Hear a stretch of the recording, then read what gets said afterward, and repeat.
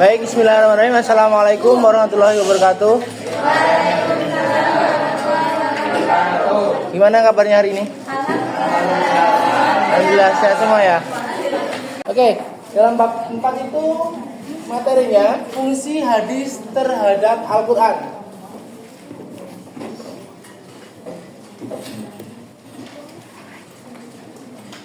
Dan selanjutnya yaitu kedudukan hadis. Ada yang pernah tahu kedudukan hadis itu apa sih? Hah? Jadi kedudukan hadis apa? Hadis adalah sumber hukum Islam kedua setelah Al-Quran. Terus yang kedua, dan mengamalkan hadis sebagaimana mengikuti Al-Quran. Yang kedua adalah umat Islam itu harus wajib mengikuti atau mengamalkan hadis sebagaimana Al-Quran. Yang ketiga, Al-Quran dan hadis adalah sebuah sumber pokok dari Islam. Jadi Al-Quran dan hadis itu adalah sumber ajaran pokok agama Islam. Nah, makanya ketika kita mempelajari Al-Quran, ya maka harus disadarkan dengan hadis. Makanya hadis itu menjadi sumber hukum Islam kedua setelah Al-Quran. Di sini ada yang tanyakan? Paham? Oke, kenapa hadis itu dijadikan sumber hukum Islam? Karena dari Rasulullah SAW. Yang lainnya, kenapa hadis dijadikan sumber hukum Islam? Karena berfungsi memperjelas isi kandungan di dalam Al-Quran. Ada yang lain?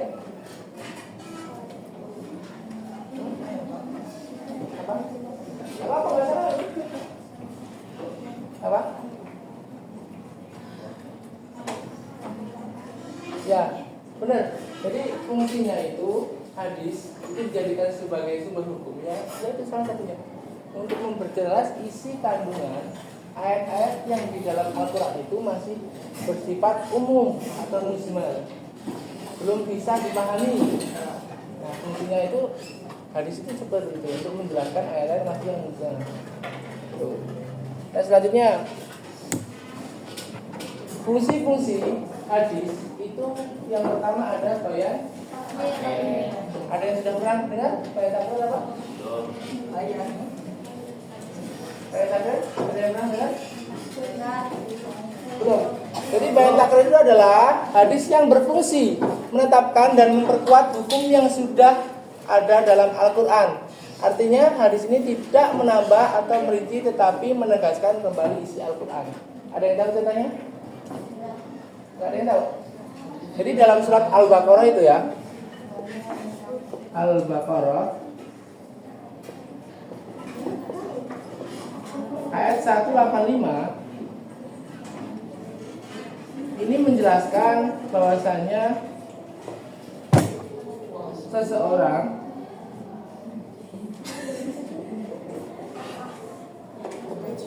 itu diwajibkan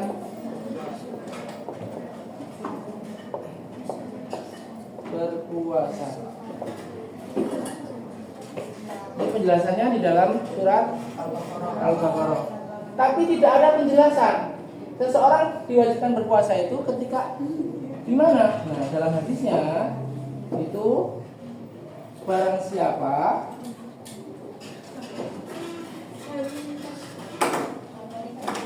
yang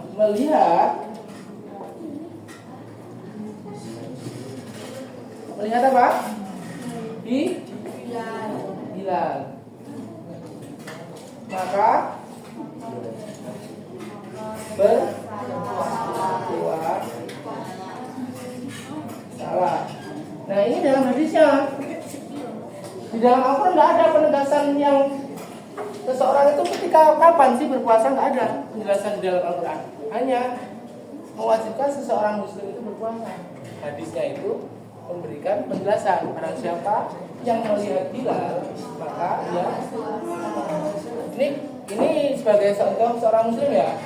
Kalau non muslim nggak ini, karena ini syarat. Kalau berpuasa kan aturan. Ada yang ditanyakan? Paham nggak? Jadi fungsi dari bayang taklim itu apa? Untuk memperkuat atau mengkokohkan isi kandungan di dalam Al-Quran. Jadi gini, di dalam Al-Quran itu isi kandungannya sudah jelas. Seorang itu diwajibkan untuk sholat, misal. Nah, hadisnya itu menegaskan itu kembali. Tapi jangan sampai salah makna ya. Kalau nanti ada di bayang tafsir itu penjelasannya itu menjelaskan isi kandungan yang ada di dalam Al-Quran. Ini fungsinya itu menegaskan kembali isi yang ada di dalam Al-Quran. Jadi itu penguat gitu. Paham? Makanya ciri-cirinya itu yang pertama sejalan dengan ayat Al-Quran. Jadi ini ayat Al-Quran 185 ini tidak merubah hadisnya, harus sejalan.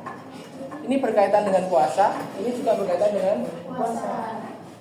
Yang kedua, tidak memberi rincian baru. Nah, rincian barunya kan tidak ada. Ini penegaskan seseorang untuk berpuasa. Ini penegasannya agar orang-orang itu berpuasanya ketika melihat hilal.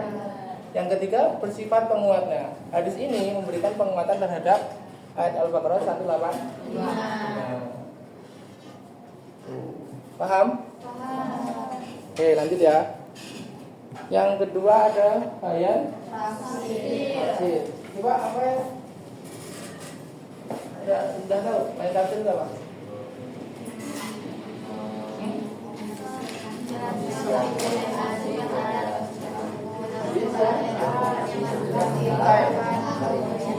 Ya. Oke, jadi bayan tafsir itu hadis yang menjelaskan dari dan menafsirkan ayat Al-Quran yang contohnya apa sih?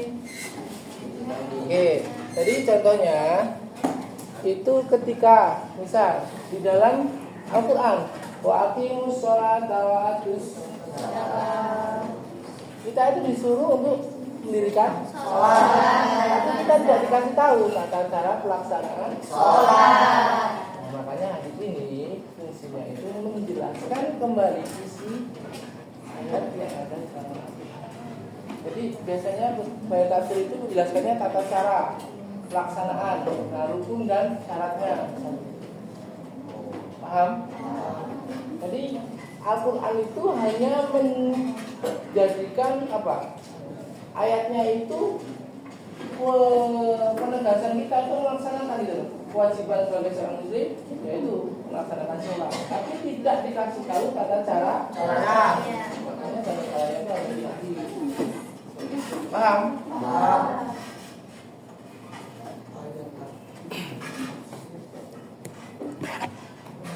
Nah, yang ini ciri-cirinya menjelaskan ayat-ayat yang masih bersifat umum.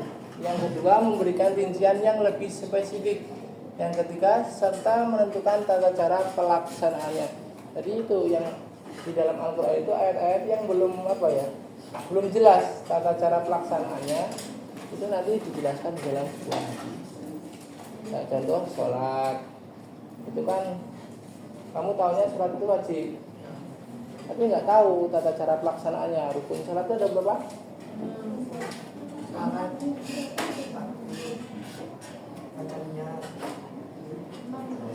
Ada yang tahu rukun sholat? Rukun sholat ada berapa? Ada yang mengatakan 13, ada juga yang mengatakan 7. Tuh. Sampai sini paham? Lanjut ya. Yang ketiga, bayan tasri.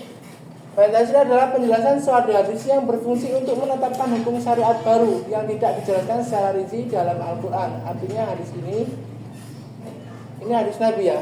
Jadi contohnya gini. Hadis ini itu ya fungsinya, penegasannya itu dia di dalam Al-Quran itu tidak ada. Dia sama, sebenarnya sama. di dalam sama seperti di dalam Al-Quran tadi yang asli ya, cuma perbedaannya kalau ini bukan tata cara pelaksanaannya.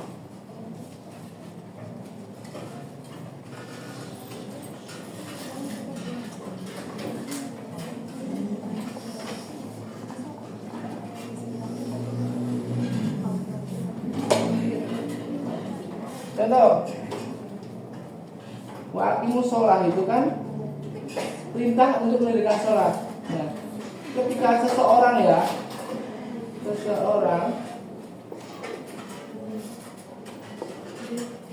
tidak bisa sholat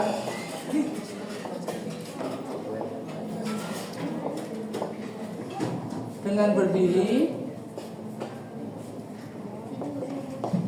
maka dengan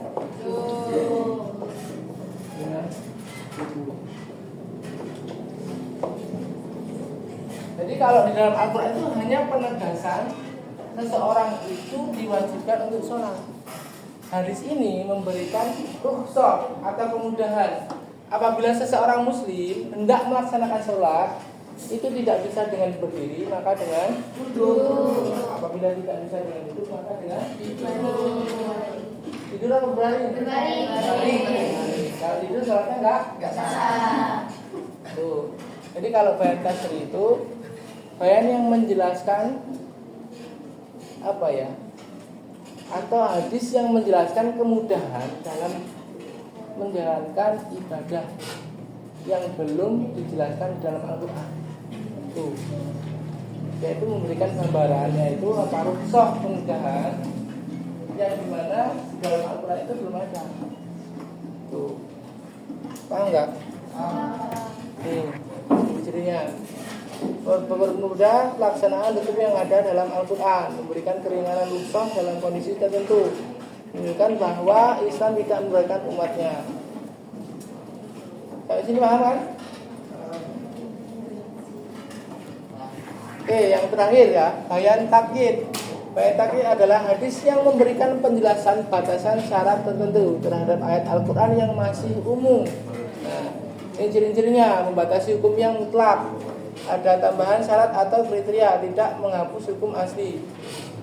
Jadi kalau bayan takyid itu ya, dia itu menjelaskan batasan di dalam Al-Quran.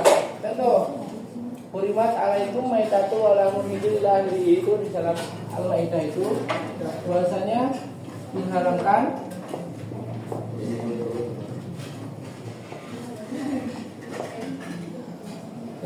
memakan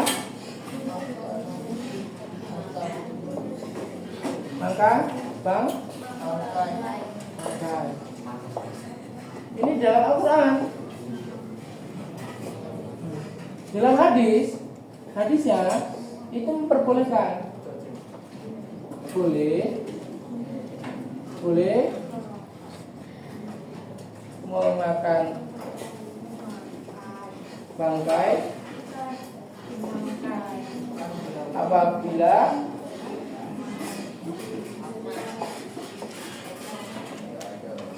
bangkai itu ikan dan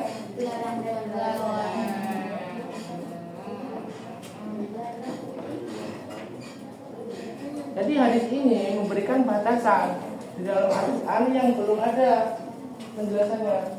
Hadisnya itu ya ini kayak takyid ini ketika di dalam Al-Quran hanya disebutkan bahwasanya haram seseorang itu makan bangkai, hadisnya enggak kecuali ikan dan